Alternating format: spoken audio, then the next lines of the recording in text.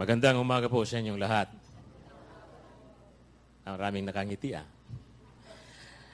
Atin pong buksan ang atin pong mga Biblia sa John, and we are going to read just one verse in chapter 8. John chapter 8. Basahin po natin ang bersikulong ito ng sabay-sabay. Ang sabi po dito, "Then spake Jesus again unto them, saying, I am the light of the world. He that followeth me shall not walk in darkness, but shall have the light of life." Tayo po'y manalangin. Panginoon, muli kaming nagpapasalamat sa pagkakataon na ito na inyo binigay sa amin. Pagpalain sa inyo, Panginoon, at basbasan ninyo ang mensaheng ito. Bigyan sa inyo ang kapangyarihan, ang inyong salita. Mangusap sana kayo, Panginoon, sa bawat isa, lalong-lalo na po sa amin pong mga bisita, upang makita nila na kayo, O Panginoong Diyos, ang ilaw ng mundong ito. At kayo lamang ang makapag-aalis sa amin sa kadiliman. Maraming salamat, O Diyos, sa inyong pag-ibig. Ganon din, pinapanalangin namin ang kapayagan niyong salita sa aming Tondo congregation na kung saan ang magpapahayag ay walang iba kundi aming pong senior pastor, si Dr. Benny Mabante Jr. Magligtas nawa kayo ng kaluluwa doon sa Tondo at ganon din dito sa main ecclesia. Ito po ang dalangin sa pangalan ni Jesus. Amen. Thank you, and you may be seated, please. Kung napapansin po ninyo, ang isa sa pinakamalaking suliranin, kung hindi ang pinakamalaking suliranin ng mundo at ng ating bansang Pilipinas, ay walang iba kundi ang kapayapaan. Siguro nung pumasok po kayo dito sa gate ay napansin ninyo yung black, anong tawag doon? Tarpaulin. Na kung saan isa sa mga salita na nakalagay doon ay peace. At alam na po ninyo ang dahilan kung bakit. At hindi lamang po dito sa ating bansa ang may suliranin yan tungkol sa kapayapaan, kundi sa ibang bansa, ibang bahagi ng mundo. At iba't ibang mga grupo ang may kagagawan ng mga problemang ito. Like for example, somewhere in the Middle East ay mayroon po tayo yung tinatawag na yung grupo ng ISIS. Ano yung ISIS? Yun po ang Islamic State of Iraq and Syria. Ano yung Iraq? Iraq is smaller. Alam na alam ninyo, no? Than Stone. Hindi po, bansa po yon yung Iraq. Na kung saan sunod-sunod po ang pagpugot nila ng mga ulo ng kanilang mga bihag. And among those who were beheaded recently were 2 Japanese nationals. Subalit ang huli ay ang isang combat pilot ng Jordan. At napakahirap ang pinagdaanan ng mga hostages na ito. Yung 2 Hapon, pinugutan ng ulo. Itong Jordanian pilot, sinunog ng buhay. Sino sa inyo ang gustong masunog ng buhay? Ayaw po ninyo yon. Lalong-lalo na po kung ayaw ninyo o hindi ninyo alam kung saan kayo patutungo. And then, during the latter days of the reign of our former strongman, the late President Ferdinand Marcos, isang general ng Philippine Army ang pinaslang sa dakong Mindanao. He was the commander of an infantry brigade that was the only battle-ready brigade in the Philippine Army. Siya po ay niyaya ni Commander, I think, Usman Sali, for a peace talk, a peace negotiation. And to prove good faith and sincerity, General Bautista, together with some of the officers and men under him, went there. General Bautista arrived unarmed. What happened? They were massacred. And 33 of the officers and men with him died. Only one survived. Just a week ago, ay alam na po natin ang nangyari sa Mamasapano, a remote village in Maguindanao, kung saan nagpunta ron ang ilan sa mga Special Action Force ng Philippine National Police to serve a warrant of arrest. In short, in the name and in search of peace. While they succeeded in the process of their withdrawal, they were met by enemy gunfire. Yung pong unang grupo na nakalapit sa kanilang target, kukunti lamang ang nalagas sa kanila. Why? Because they were rescued by the assets of the United States of America. Subalit, the blocking force were almost wiped out. 44 lay dead, only one survived. Nakita ninyo yung grupo ni General Bautista, 33 died, only one survived. Itong grupo ng SAF, the fallen 44 or the SAF 44, 44 died, only one survived.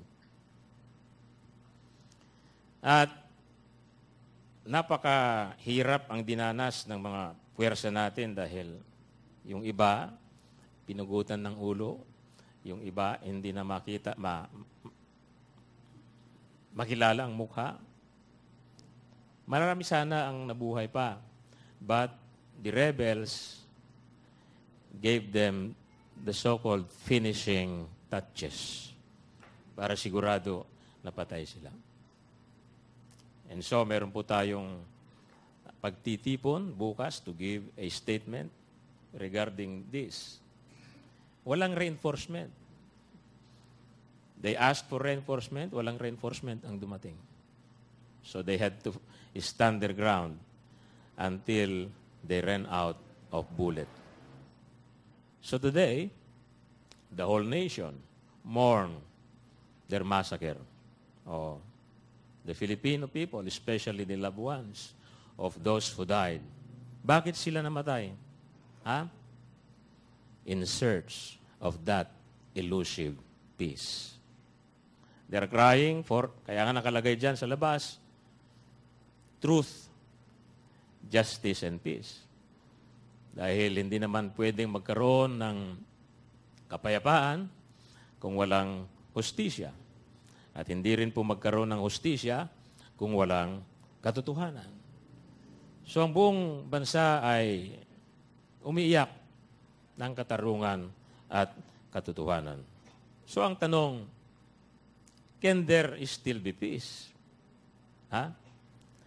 Is it possible under the prevailing circumstances to achieve peace? Napakailap po ang kapayapaan. Why can't the Filipino nation unite? Just for the cause of peace. Kaya po sabi dito sa ating binasa, I am the light of the world. He that followeth me shall not walk in darkness, but have light of life. Kaya bakit wala po tayong kapayapaan? Why can't we achieve instant peace? Huh? Isang dahilan po, mga kaibigan, mga kapatid, kung bakit ang tao ay hindi magkaroon ng kapayapaan ay sa kadahilanan na ang tao ay walang kapayapaan sa Kanya ng Diyos. Man does not have the peace of God. Of course, we have to realize that man in his original state had perfect peace with God. But when man fell into sin in the Garden of Eden, that peace with God was broken. It was shattered. Bakit po? Because of that three-lettered word called sin. Ano po? So, in his sinful state, man has no peace with God. And I believe that unless and until man has peace with God, he cannot have the peace of God. Kanya nga, upang magkaroon ng kapayapaan ang isang tao, he ought to be reconciled first with God. And the only way for a man to be reconciled with God is for him to realize that he is a sinner, to humble himself, repent of his sins, and accept the Lord Jesus Christ as his Lord and Savior, because peace is in the Lord Jesus Christ. He is himself the peace. Kaya po, inanyayahan po natin ang atin pong mga bisita ngayong umaga upang makita po ninyo ang pangangailangan, ang matinding pangangailangan ng tao na makipagkasundo sa Diyos Ama. Dahil yung kanyang pakipagkasundo sa Diyos Ama ay nasira at nawasak sa Garden ng Eden dahil sa kasalanan. Man must first be reconciled with God. Unless there is reconciliation, there cannot be any peace. Subalit, we have to realize also that there are obstacles toward reconciliation.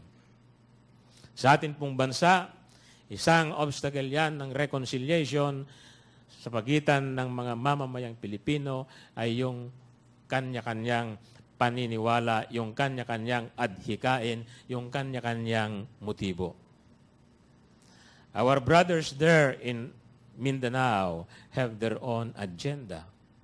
Our politicians have also their own agenda.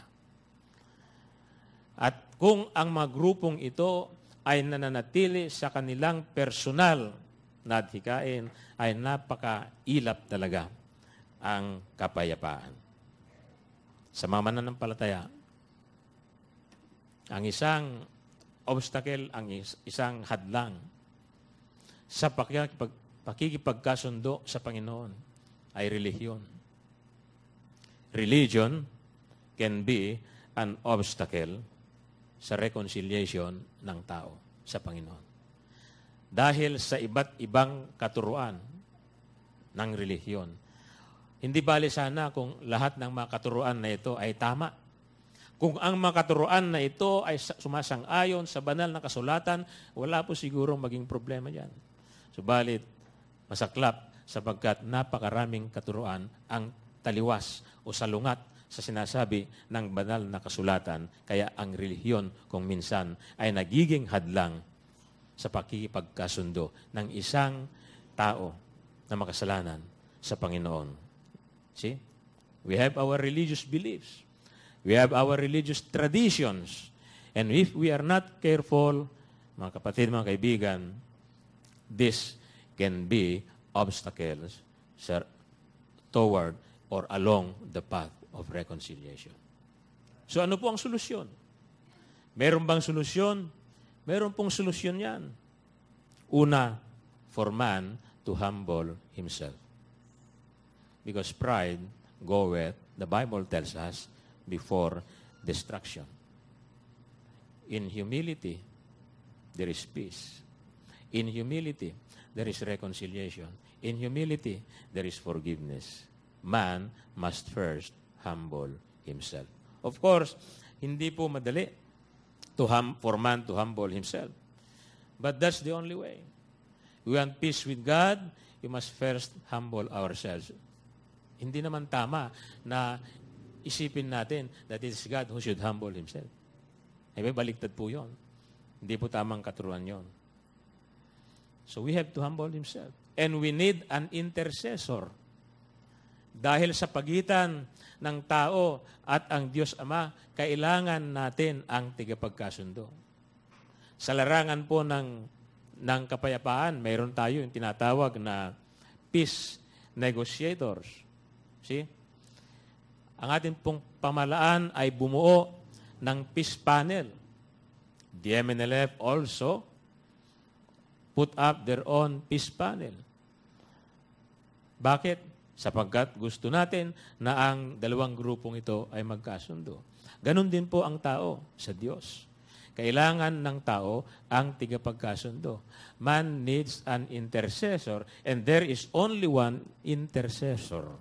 Sino po yon? Ang Panginoong Hesukristo. Kaya nga, kayo po, atin pong mabisita, ay naanyayahan ngayong umaga upang makita po ninyo ang pangangailangan ng isang tao ng tigapagkasundo. That he may be reconciled with God. Unless there is an intercessor, there cannot be a reconciliation. Po? Tignan po natin ang sinasabi sa Colossians chapter 3 in verse 15. Ano po ang sinasabi doon? And let the peace of God rule in your hearts, for which ye are called in one body, and be thankful. And in Psalm 119 and in verse 165, great peace have they who love God's law. So sino po ang maaring magkaroon ng kapayapaan? Great peace. Who? Those who love God's law. And who are those who love God's law? Those who one day humbled themselves, who one day repented of their sins, who one day accepted Christ in their hearts as their personal Lord and Savior. They are those who love the law of God. And because they love the law of God, they are assured of the peace of God. Hindi na peace ito Pamanahin po ninyo, inom lang.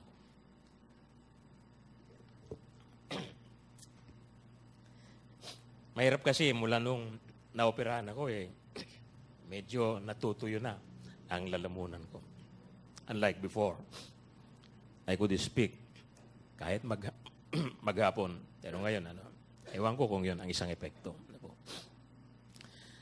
So, those who love God's law are those persons who are related with Him.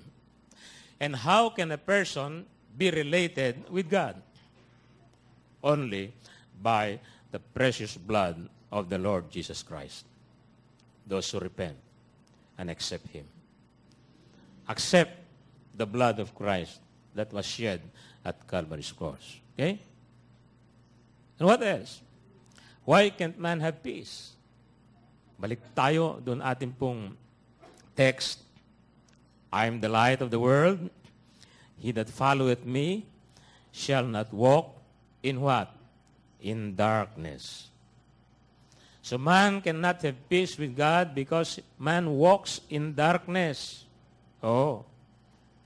Kaya nga sinabi ng Panginoong Hesukristo, I am the light of the world. He that followeth me shall not walk in darkness. Napakarami po. Mas marami po ngayon ang naglalakad sa kadiliman kesa yung mga nabubuhay sa katwiran. And we need the Lord. Bakit? Why does man walk in darkness? Siyempre, kung ano yung gusto mo, ay nandudun ka. Tama? Tignan natin yung sinasabi sa John chapter 3 in verse 19. Nung sabi doon, and this is the condemnation, that light is come into the world, and men, what? Love darkness rather than light. Bakit? Bakit nasa kadiliman ng tao? Because man loves darkness. Instead of man loving light, he loves darkness. See? The Bible tells us that there is none that doeth good, no, not one. Man's deed are evil. See? Kaya nga siya dumadaan o lumalakad sa kadiliman.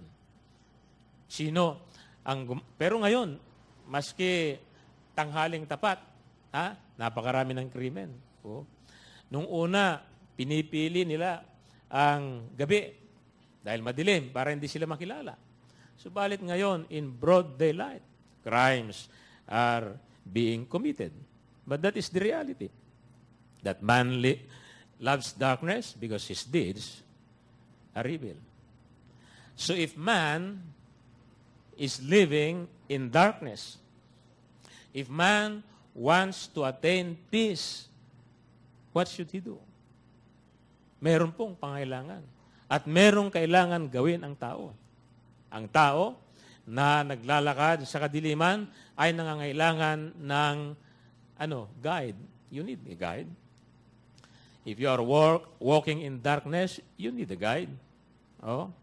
Kung hindi mo alam ang iyong patutunguhan, you need a guide. Oh. Kaya nga itong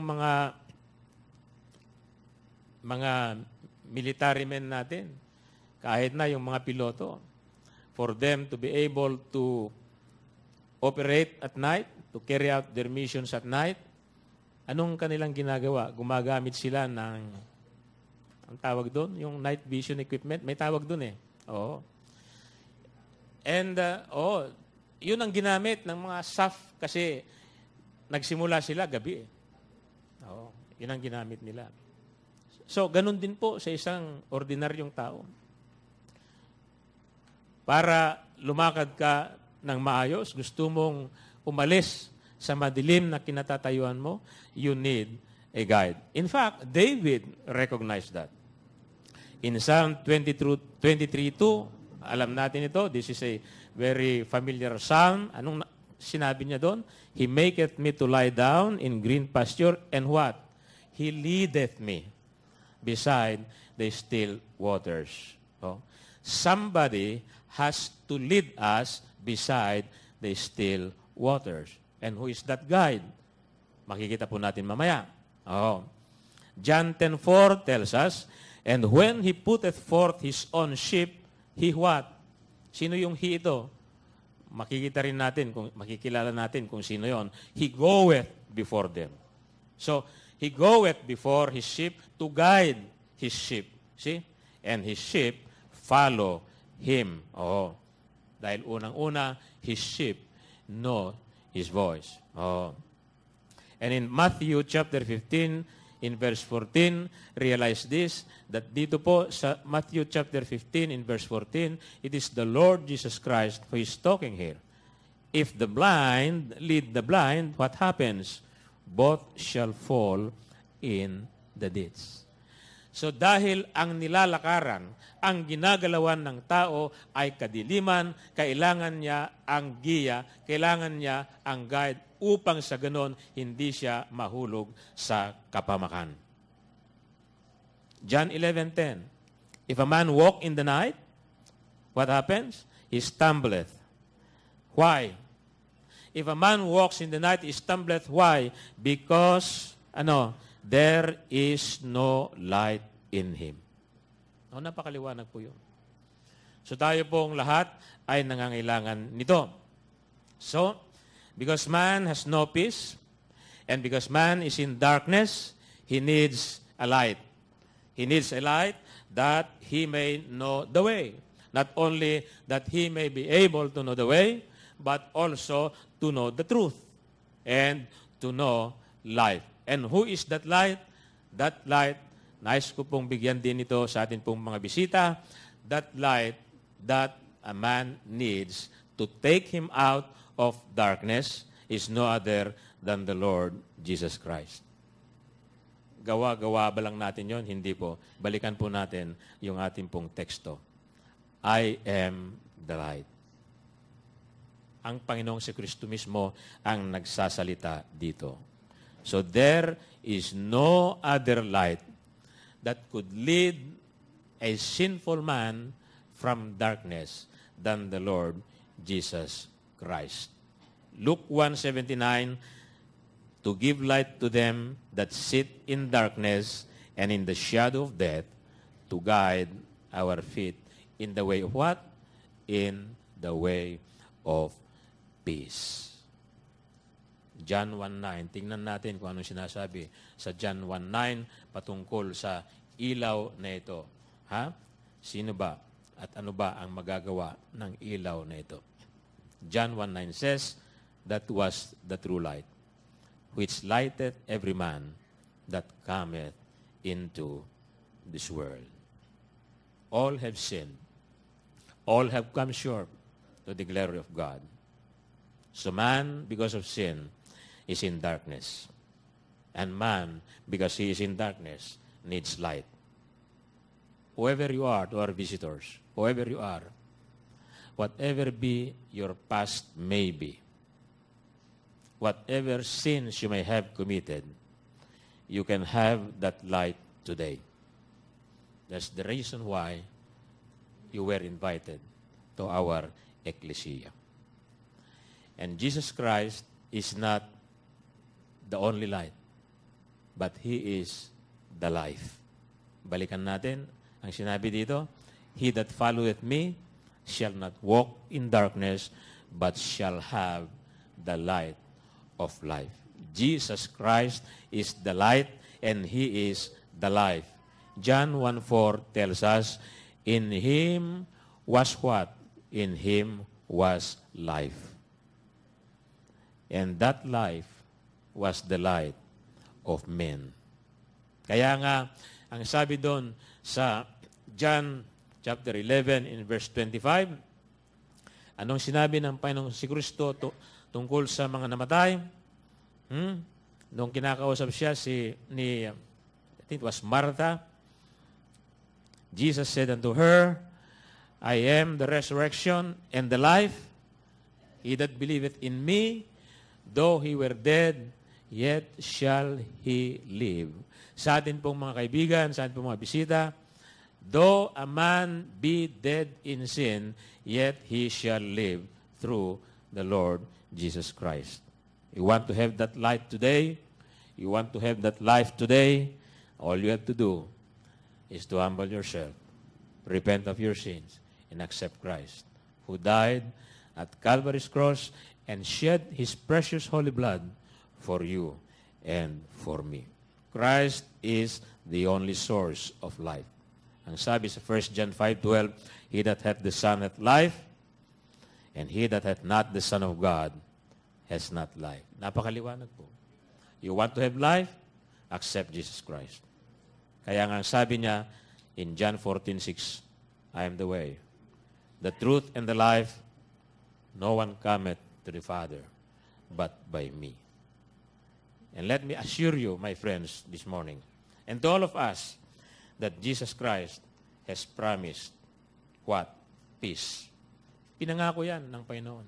Ang kapayapaan ay ipinangako ng Panginoon. Kaya sabi niya in John 14:27, not mistaken, says there, peace I leave with you. My peace I give unto you. Not as the world giveth, give I unto you. Let not your heart be troubled, neither let be afraid. Kaya sa atin po mga kaibigan, you want your heart not to be troubled? You don't want to be afraid or to be frightened? Just come to Christ. He will give you peace. There is peace in the heart of every believer. Why is there peace in the heart of every believer? because of the salvation achieved by the redemptive work of the Lord Jesus Christ at Calvary's cross. Sa atin pong mga mananampalataya, as we search for truth, as we search for justice, as we search for peace, and as we have been led out of darkness, and therefore as we enjoy peace with the Lord, let us also enjoy telling others about the mission of the Lord Jesus Christ. Alam na natin yun eh. Nasa atin na yun eh. Oh. What is the mission? That the Lord Jesus Christ came, not for anything else, but to seek and to save that which was lost. We were lost, and Jesus Christ came to seek for us and to save us. Now that the Lord Jesus Christ have found us, now that the Lord Jesus Christ has saved us, I think it is imperative for us, it is our duty to tell others also that Jesus loved them, that they can also be forgiven, that they can also be saved, that they can have also the promise of eternal life. He came to save sinners. He came to give life. Oh, Luke 10:10. I am come that they may have life. To our visitors, naparito si Kristo Jesus upang kayo at ako ay maaring magkaroon ng buhay. See?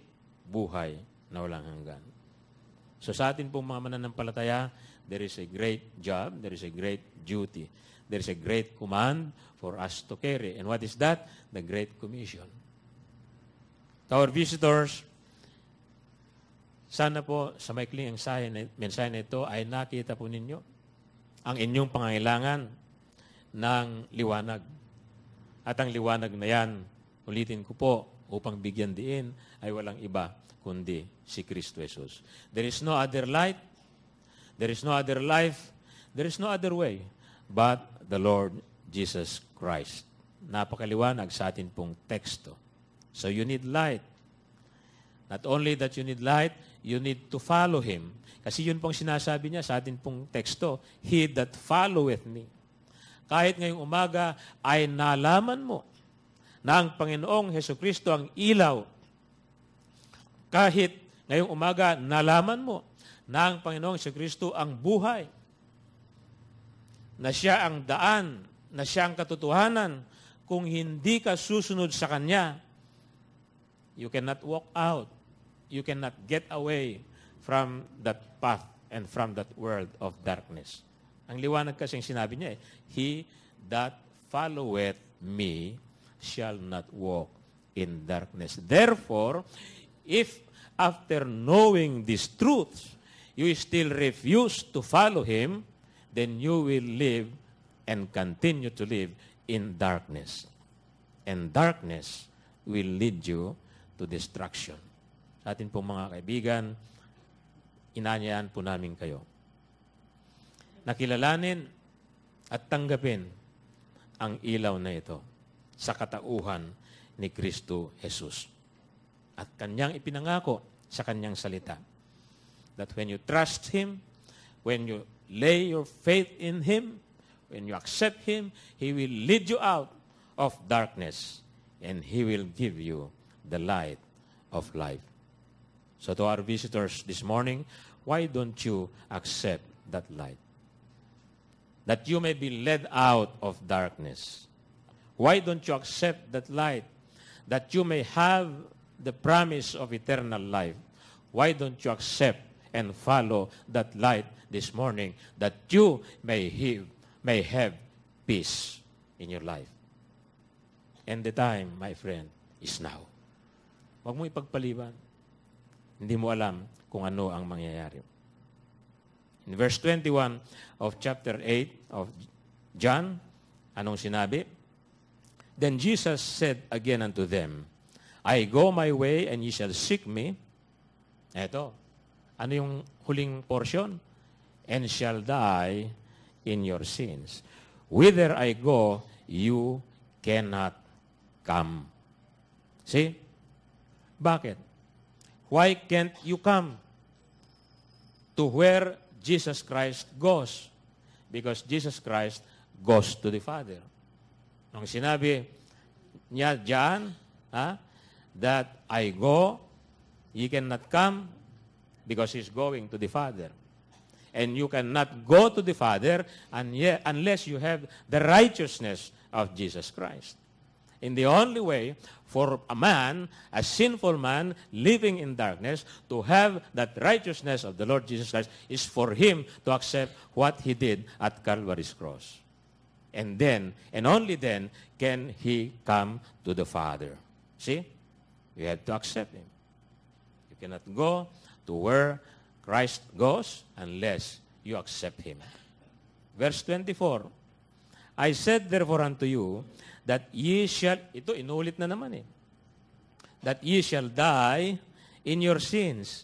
For if you believe not that I am He, ye shall die in your sins. Kung hindi ka naniniwala na ako ito na tigapagligtas, ako ito na katotohanan, ako ito na buhay, ye shall die in your sins. Sa atin pong mga bisita, accept Christ and ye shall live. Ye shall have eternal life. Reject Him, and what is the result?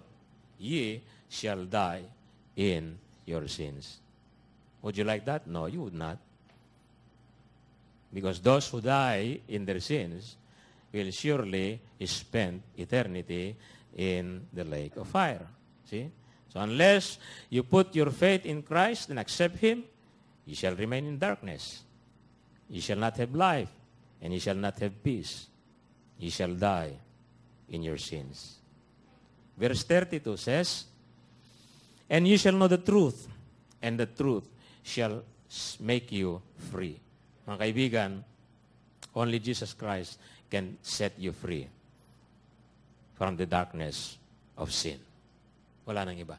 Not your good works, not your achievements, not your wealth, not your material possessions. Only the Lord Jesus Christ can set you free. Verse 36, and if the Son, therefore, shall make you free, ye shall be free indeed. See? And in verse 21 it says, verily, verily, 51 rather, it says, verily, verily, I say unto you, if a man keep my saying, ye shall never see death. Napakaliwanag po ang salita ng Diyos. Sa atin po mga kaibigan, isa lamang ang remedyo. There is only one remedy. Hindi ka pipilitin. Narinig mo, you have a choice. Accept Christ, then you get out of darkness. Reject Christ, you will continue to live in darkness. Accept Christ, you will have a life, eternal life. Reject Christ, ye shall die in your sins. Tayo po ito mayong lahat.